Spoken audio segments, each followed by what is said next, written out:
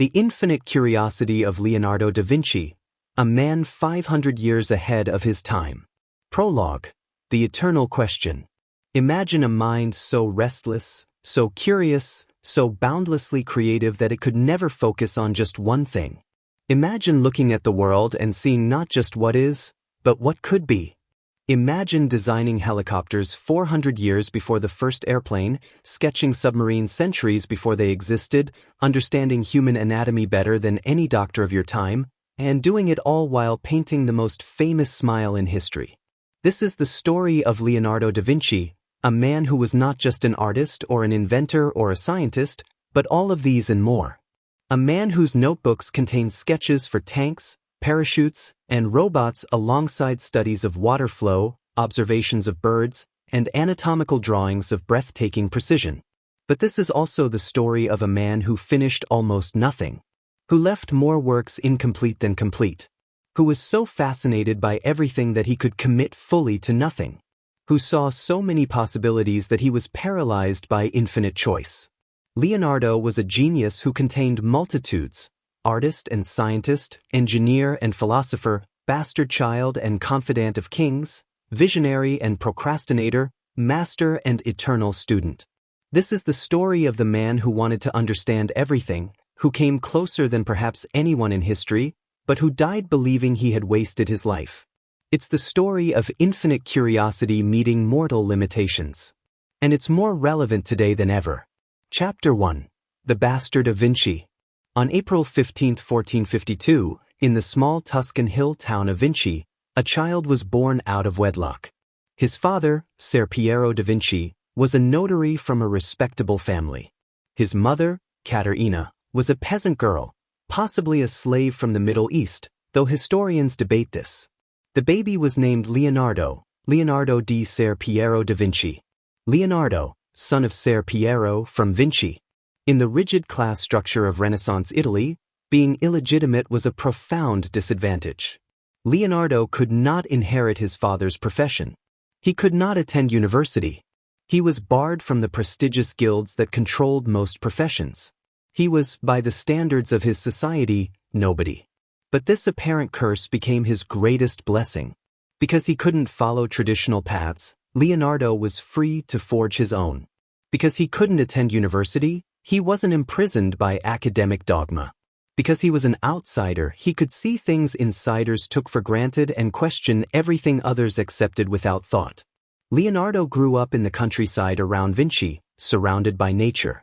He wandered the hills, observing birds in flight, watching water cascade down streams, studying the way light played on leaves. While other children of privilege were learning Latin and rhetoric, Leonardo was learning from nature itself, the greatest teacher he would ever have. His grandfather Antonio recorded Leonardo's birth in the family ledger with the simple note, "A grandson of mine was born, son of Ser Piero my son, on April 15th, Saturday, at 3 a.m. He bears the name Leonardo." No one suspected that this illegitimate grandson would become the most famous name in the ledger. The most famous name in Florence. Perhaps the most famous name in the history of art. Chapter 2. The Workshop of Wonders. When Leonardo was about 14, his father recognized the boy's artistic talent and apprenticed him to Andrea del Verrocchio, one of Florence's leading artists. Verrocchio's workshop was more than just an art studio. It was a complete Renaissance factory producing paintings, sculptures, jewelry, armor, and engineering projects. For young Leonardo, it was paradise. He learned to grind pigments and prepare canvases. He studied anatomy by dissecting corpses. He learned to cast bronze, to work stone, to design machinery. He absorbed geometry, mathematics, and perspective. Most importantly, he learned to observe, truly observe, the world around him. Verrocchio recognized Leonardo's extraordinary talent immediately. According to legend, when the master asked his young apprentice to paint an angel in his painting, The Baptism of Christ, Leonardo's angel was so superior to anything Verrocchio had painted that the master put down his brushes and never painted again. The story is probably exaggerated, but it captures a truth. Leonardo's talent was obvious from the beginning. His ability to capture life, movement, emotion in paint was unmatched. His understanding of light and shadow, of anatomy and perspective, surpassed his teachers within years. But Leonardo was restless. While other apprentices were content to master their craft and set up their own workshops, Leonardo's mind raced in 1,000 directions. He filled notebooks with observations, ideas, questions. Why is the sky blue? How do birds fly? What causes the heart to beat? Can machines be built to do human work? What is the nature of water? How does the eye perceive depth? These weren't idle curiosities. They were obsessions. Leonardo couldn't see a bird without needing to understand the mechanics of flight. He couldn't paint water without studying its currents and eddies. He couldn't render a human body without dissecting cadavers to understand every muscle, tendon, and bone.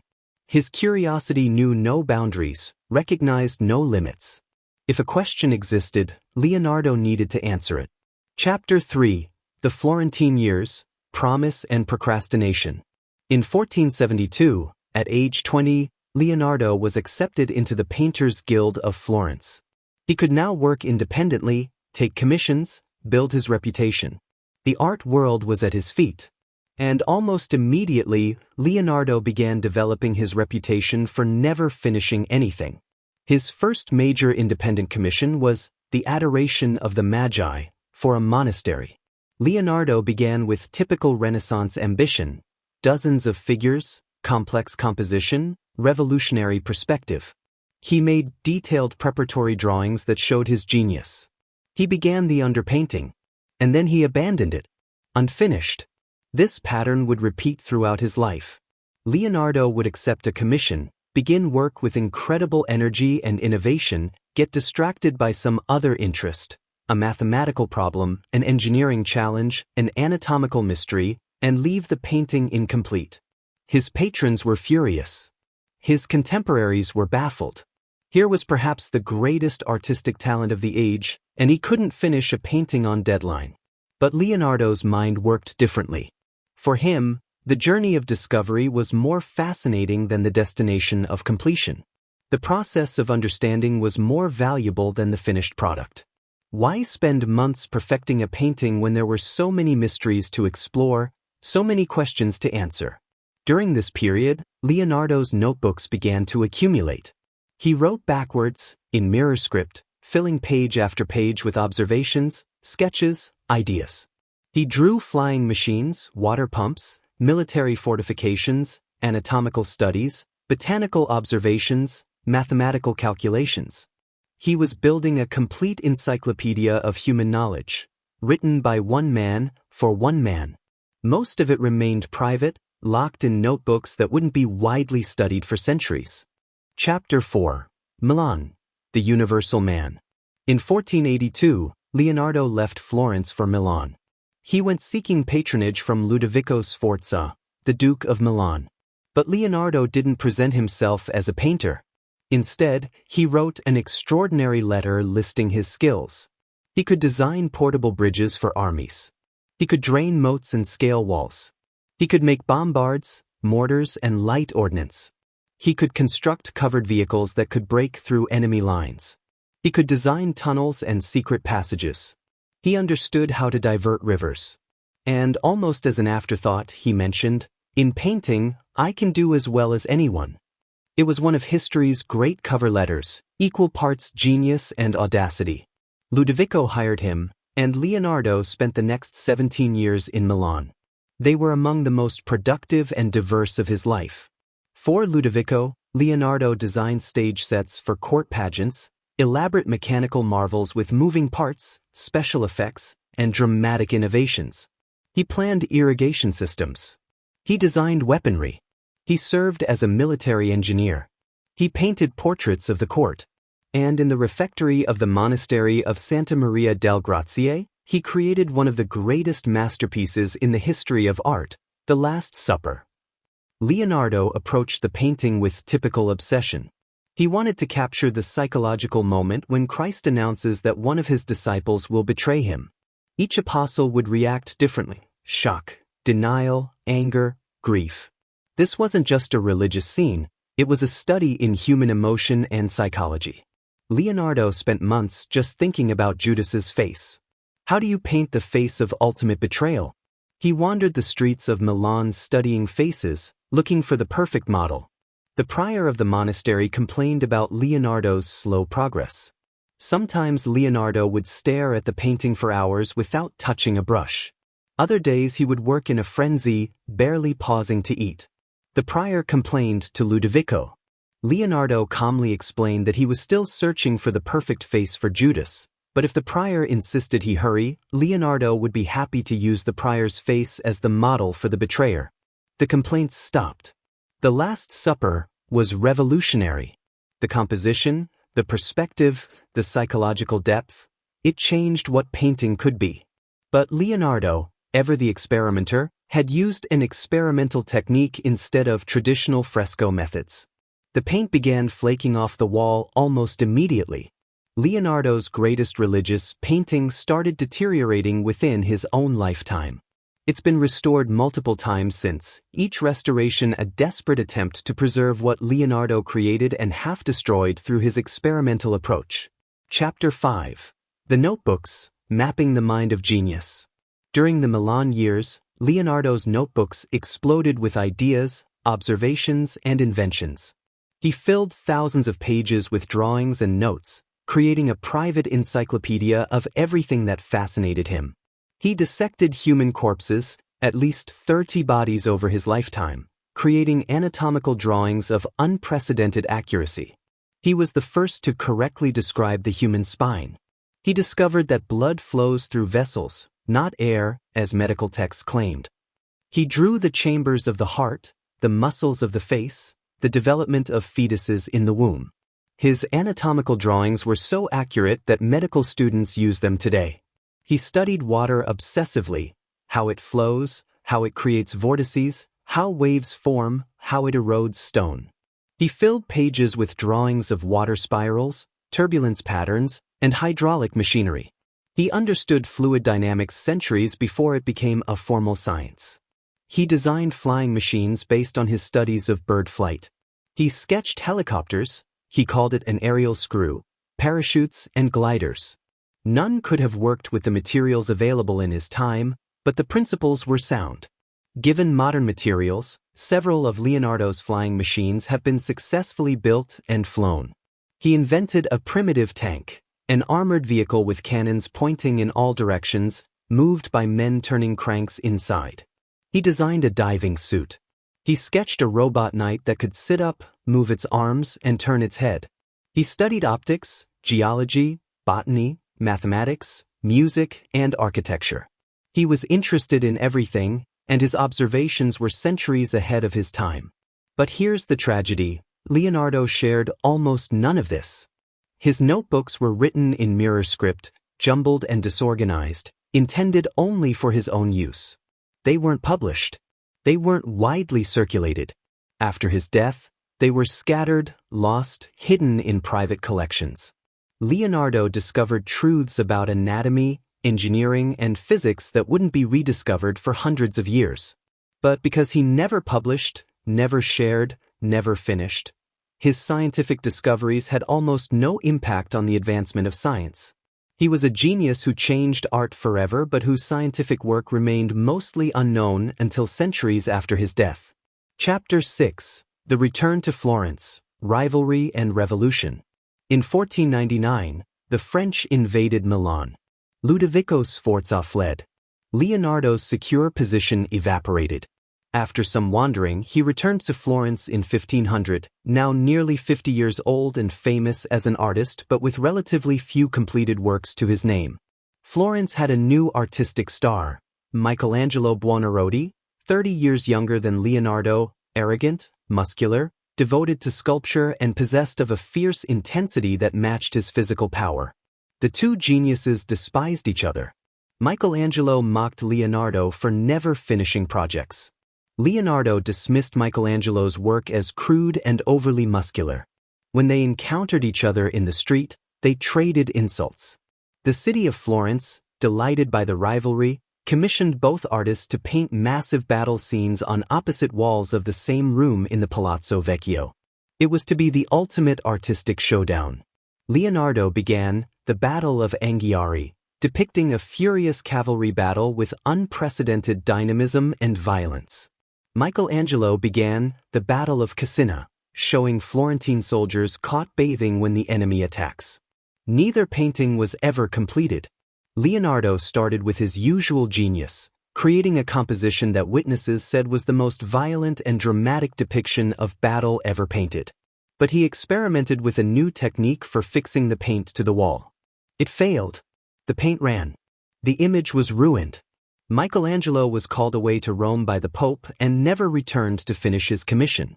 The great confrontation of the two greatest artists of the Renaissance ended with two unfinished works and two damaged reputations for reliability. But during this Florence period, Leonardo did complete something that would become the most famous painting in history. Chapter 7. The Smile That Conquered the World. Around 1503, a Florentine merchant named Francesco del Giocondo commissioned Leonardo to paint a portrait of his wife, Lisa Gherardini. It should have been a simple portrait. Leonardo had painted dozens. It should have taken months. Instead, Leonardo worked on it for years. He carried it with him wherever he traveled. He refined it, adjusted it, perfected it obsessively. He never delivered it to the man who commissioned it. The painting, of course, is the Mona Lisa, or as Leonardo called it, simply La Gioconda. What makes this painting the most famous artwork in history? The technical mastery is extraordinary, the sfumato technique creating soft, almost imperceptible gradations of light and shadow. The landscape background showing Leonardo's understanding of atmospheric perspective. The pose, the hands, the clothing, all rendered with supreme skill. But it's the face that captures everyone. That enigmatic smile. Those eyes that seem to follow you. The expression that seems both knowing and mysterious, serene and slightly amused, present and distant all at once. Leonardo understood human psychology in a way no artist before him had. He knew that the most compelling human expressions are ambiguous, that faces are most interesting when they suggest rather than declare, when they invite interpretation rather than provide certainty. The Mona Lisa is a painting of psychological depth, a portrait that seems alive, that seems to have an inner life independent of the paint and wood panel that contains it.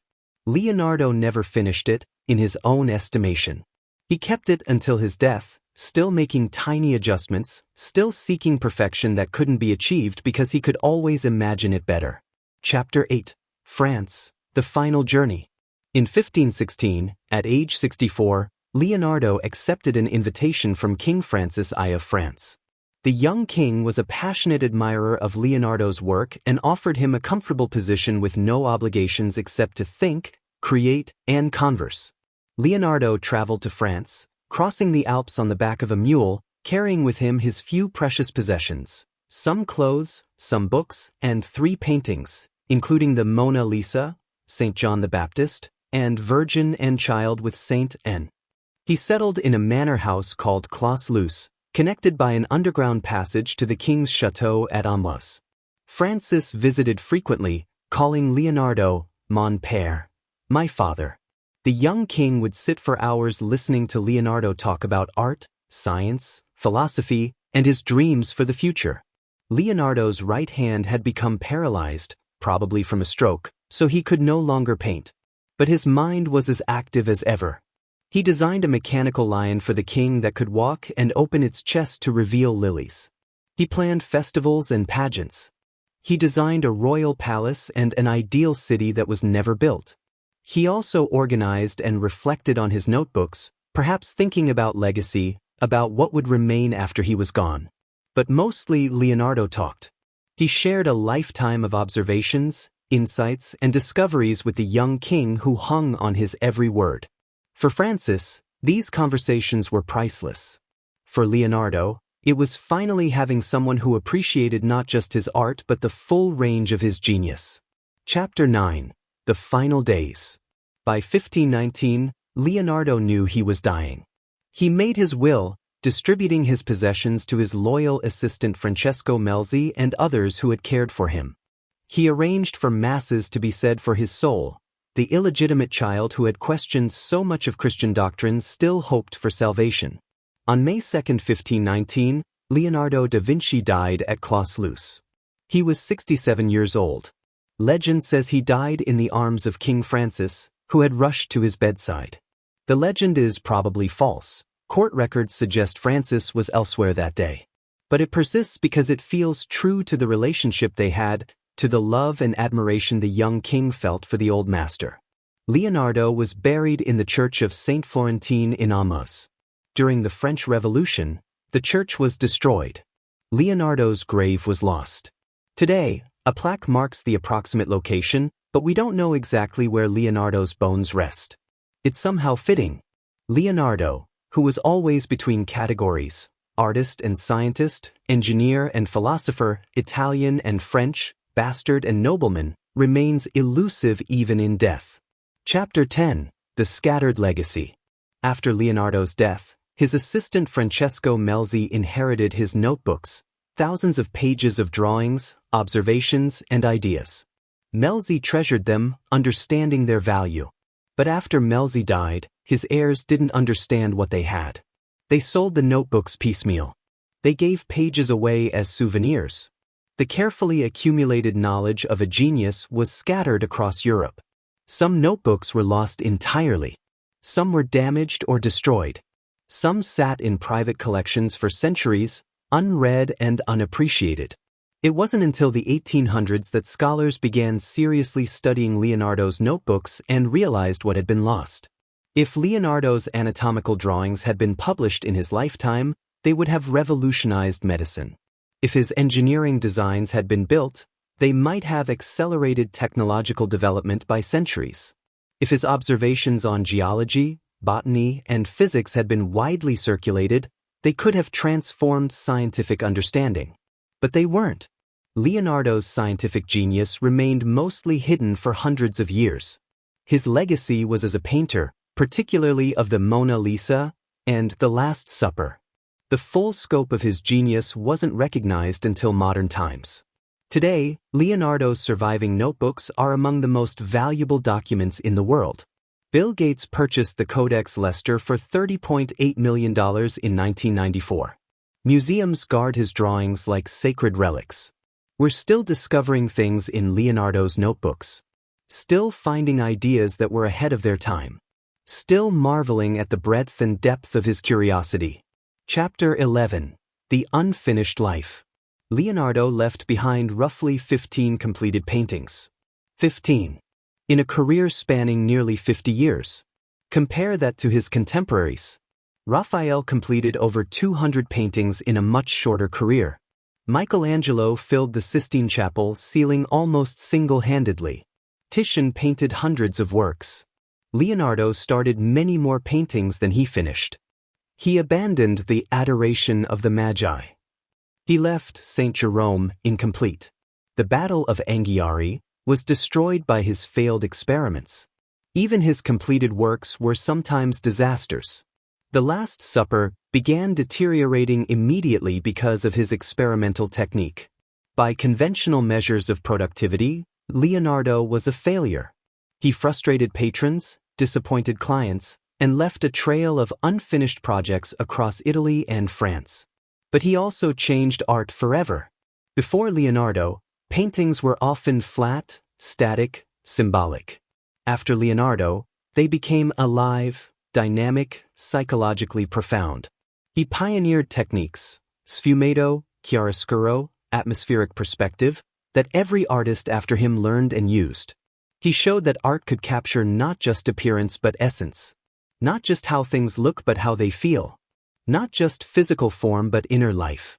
And his notebooks, though never published in his lifetime, eventually contributed to human knowledge in ways that continue to this day. So was Leonardo a failure because he finished so little?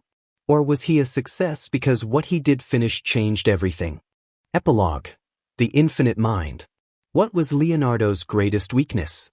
His inability to focus, his tendency to start projects and abandon them, his need to understand everything before committing to anything. What was Leonardo's greatest strength? His inability to focus, his tendency to explore multiple interests simultaneously, his need to understand everything deeply. They're the same trait. What frustrated his patrons made him a genius. His weakness and his strength were identical. Leonardo couldn't just paint a face. He needed to dissect corpses to understand the muscles beneath the skin. He couldn't just paint water. He needed to study hydraulics and wave mechanics. He couldn't just design a building. He needed to understand structural engineering, mathematics, and human psychology. This made him impossibly slow. It also made him impossibly deep. Modern scholars debate whether Leonardo had what we'd now call ADHD. He showed many symptoms: difficulty finishing tasks, constantly jumping between interests, hyperfocus on fascinations, rejection of routine. But pathologizing Leonardo misses the point. His mind worked differently, and that difference produced both his failures and his genius. The scattered attention that frustrated his patrons is inseparable from the universal curiosity that let him make connections no one else could see. Leonardo saw connections between art and anatomy, between engineering and nature, between mathematics and beauty. He understood that everything is connected, that to truly understand one thing you must understand everything. It was an impossible goal. And pursuing it meant he could never finish anything to his own satisfaction. There was always more to learn, always deeper to go, always another connection to explore. Final thoughts. The lesson of Leonardo. What can we learn from Leonardo da Vinci, 500 years after his death? First, that curiosity is its own reward.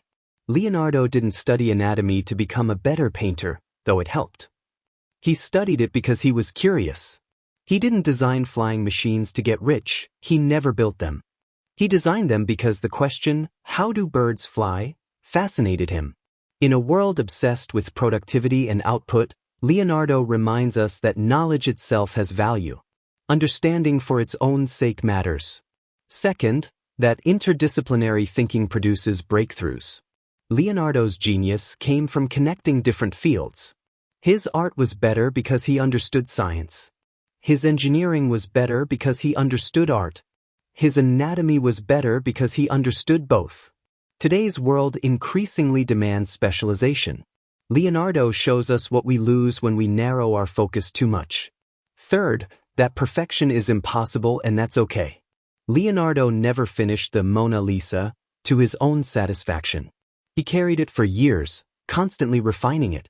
If even Leonardo couldn't achieve perfect completion, maybe the rest of us can give ourselves permission to share our incomplete work with the world. Fourth, that failure and genius are not opposites. Leonardo failed constantly, failed to finish commissions, failed to publish his discoveries, failed to achieve many of his grandest visions. And yet he was one of the greatest geniuses in human history. Success and failure are more complex than we usually imagine. Finally, that one lifetime is not enough. Leonardo wanted to understand everything. He came closer than perhaps anyone, but the universe is infinite and life is finite. Even Leonardo ran out of time. But what a time he had! In his final months, Leonardo looked back on his life with regret. "I have offended God and mankind," he supposedly said, "because my work did not reach the quality it should have." He was wrong. His work reached a quality that still astonishes us 5 centuries later. His paintings are among the most beloved artworks ever created. His notebooks reveal a mind of such breadth and depth that we're still discovering insights in them. But more than any specific achievement, Leonardo left us something more precious. An example of what human curiosity can achieve when given free rein. A reminder that the joy is in the exploration, not just the destination. A demonstration that one person, asking questions and following curiosity, can touch eternity. Look at the Mona Lisa, and you see not just a woman's face but Leonardo's mind, his understanding of anatomy, optics, psychology, atmosphere, light. You see years of study compressed into inches of canvas. You see genius made visible. Read his notebooks and you encounter a mind that refused to accept boundaries between disciplines, that saw the universe as an interconnected whole, that asked why, about everything and why not, about the impossible. Leonardo was the ultimate Renaissance man because he embodied the Renaissance ideal, that humans can understand and create, that knowledge is achievable, that the world is knowable. 500 years later, we live in a world transformed by specialization and division. We're encouraged to find our niche and stay in it, to become experts in narrow fields. Leonardo whispers to us across the centuries, look at everything, question everything, connect everything, be curious about it all. The bastard child from Vinci who couldn't attend university became the teacher of humanity. The procrastinator who rarely finished projects created works that will last as long as civilization itself. The notebook keeper who never published changed the world. If you have a curious mind that won't focus on just one thing, if you feel torn between multiple interests, if you start projects with passion but struggle to finish them, you're in good company. Leonardo walked that path before you. And while he walked it, he saw things no one else could see, imagined things no one else could imagine, and created things that 500 years later still take our breath away. Be curious. Ask questions. See connections. Don't be afraid to leave things unfinished if finishing them means you can't explore what's calling you next. The world needs more people who can't focus on just one thing. The world needs more Leonardos. Learning never exhausts the mind. Leonardo da Vinci.